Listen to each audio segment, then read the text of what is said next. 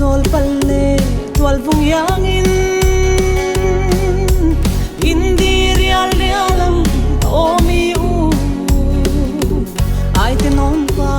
yangin ni moi nuane palam mindang lo la leng tuai ti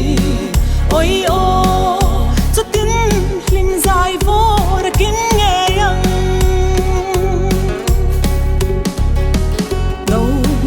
tela ithayang ngo doyang kadim na che o sinsia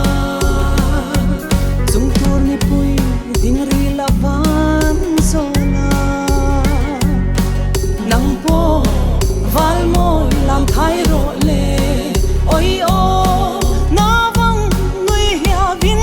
lam du nang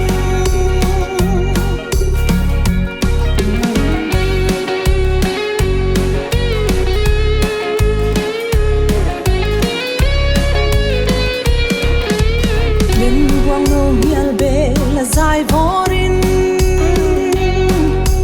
ka om har ni su ma toy ma na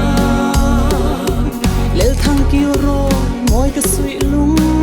len tu sui lung len hi o anen thei yo oi o nem tu nai no ka kiu vong vong zan khwa lo sor thapui po